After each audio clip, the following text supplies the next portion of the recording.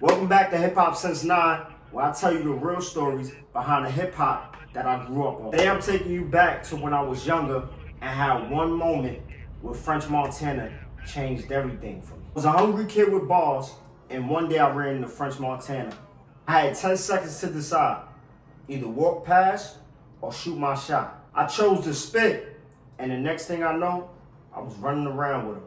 My age at the time, when I first met French Montana, I was probably like 11 years old, and I believe he had Cocaine City already on fire.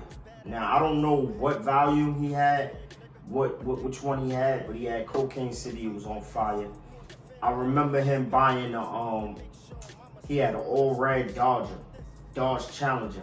But one day he posted the picture, and when he posted the picture, I wrote under his picture, like I remember you had the all red Dodge Challenger when it first came out. And I think he pinned my comment. He liked it, then he pinned it. But I'm saying that to say, this is how back this history goes from like Cocaine City days. This was around that time. I was like 11. I think French got me by like 8, 9 years. I remember I was with my older brother, and they had their crew, they friends that knew him. Dude told me to rap. Like, yo, that's French Montana. Like, we knew who he was because he was big in the hood. He had his name, he had a buzz. The other man introduced me to him. And I rap. And I rap for him. He like, yo, shorty, you got a number? And I gave him my number, my brother number at the time.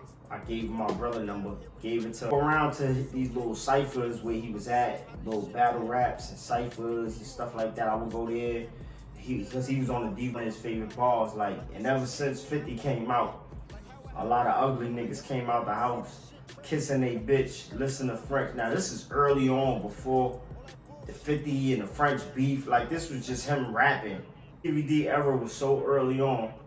Smack DVD was out around that time. So we talking 02, 03. You know what I'm saying? 50 just came out. 50 just got hot. So we talking early, 02, 03. I remember us being right on the corner by the park, Fordham Road and Babgate. By like Fordham Road and Webb. I'll never forget, Fordham Road and Webb. He used to be on Tremont. See, for those that know French, a lot of people know him from Mount Haven and all that in the Bronx. You know him from Tremont. He used to be on Tremont back then. So that was his block, right there by the welfare office, Katona Park. If anybody know that area, that was the Tremont area. And that's where French used to be at. You know, what was running through my head was like, yo, if I don't spit to him right now, I may miss out on an opportunity. I needed at the time to get that closure, like to rap to him, whether or not I'm nervous, I'm scared, I'm a little kid, but I had the rhymes. I was a child prodigy. I had rhymes. I was like advanced for my age. I had like music that I could always create and come up with. Just at this early age, I'm so talented. And I remember seeing the shocked face that he had. Like, this kid is mad young, just with bars. And I felt like if he could sign me on the spot, he would. Sign me on the spot, he would, but he wasn't the French that he is now. He wasn't in a position that he is. He was like just coming up himself. Always came around where he would be at, like his ciphers. As I got older, he blew up. He became French Montana, but he was with Ross. When he first got with Ross, like doing the MMG, just doing a song with Ross. Ross put him out there. I ran into him, ran into Chinks Drugs at a video shoot. And I'm like, yo, French, you remember me? This is for another story though. I'm like, yo, French, you remember me? And he like, yeah, nigga, ha, you grew up. And gave me a 5 and shit like that. 2002 to 2011, he blew up. I stopped running into him from early like 02 when I was like, I stopped running into him after that. You know what I'm saying? I got into the streets and shit. I like shied away from the music. But I might have hit him with, and then I was like, one of the lines, I'd be like, I make your man flip. My coat white like dandruff, got brown seats but a tan whip. And now for a kid to be saying these type of shits, it's like, what the fuck? First beat was the Nas beat Ether, and I'll get into that on another topic. But I had lines like that. Like, I get in the booth, your bitch should be dipped in honey like Winnie the Pooh. Fuck your gun, forget straight blasting your shit. I put you in the sewer, watch you make rats get sick. It's Spitfire and all, y'all heard me.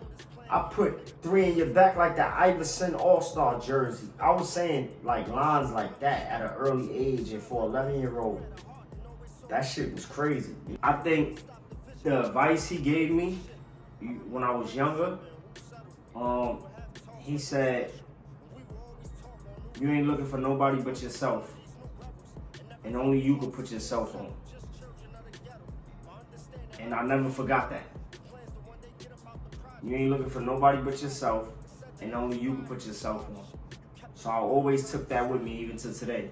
One specific moment that I thought this rap shit may be real was like just watching when he came up and going to his video shoot and seeing him in person with Chink's Drugs. Chink's was like coming up, and just seeing him, the jewelry, the money, how he looked, how clean he looked, you know, how fly he looked, how he presented himself. I just knew, like, at that time, and this years later, I'm older, I'm like, yo, this shit could really work out, this rap shit. You know what I'm saying? I'm really like, yo, this shit could really work. You know, if I give it my all, if I go in, like, full throttle and just, like, don't play with this music shit, I could be up there. You know what I'm saying? I felt that shit in my soul, B. Like, I felt that shit. So I always knew, like, yo, this shit could work one day for me. I just can't never give up. And if I'm gonna tell y'all something out there, don't ever give up. You're going, man, because this shit have changed your life, man. This music should have changed you one. And that day right there taught me that closed mouths don't get fed. You know, if you want something as bad as you want it, you gotta go for it. Closed mouths don't get fed at all. Like, as bad as you want for it, you gotta go for it. I don't care what circumstances you in. If you want something, you gotta go for it. It's not gonna just come to you. And how that one yes right there changed my life forever. Just for number one, all you do, you really just need 1 or 2 yeses in this world that could change your life forever. But that one yes that night just had me knowing that I'm gifted. You know what I'm saying? I'm talented, and if I keep on pursuing this, if I keep on giving my all to it, it'll work one day. When opportunities come up, I still think about that moment. It's a lot of other moments in my life that I think about, and I'm gonna give you some stories and stuff later on other topics, but I still think about that moment because I know that, you know, opportunities don't come around like that. They don't come around often. They don't come around right around the corner. They're not there all the time. So when you do get that opportunity, you gotta take advantage of it. You gotta take a shot, and you gotta know when the opportunity is in front of you. You know what I'm saying? To take the shot.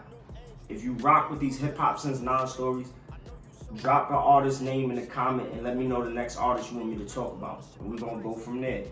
And tell me in the comments, y'all, what's your one shot or my shot moment that was in your life on hip hop? It's hip hop since 9, and I'll see y'all on the next one. Peace.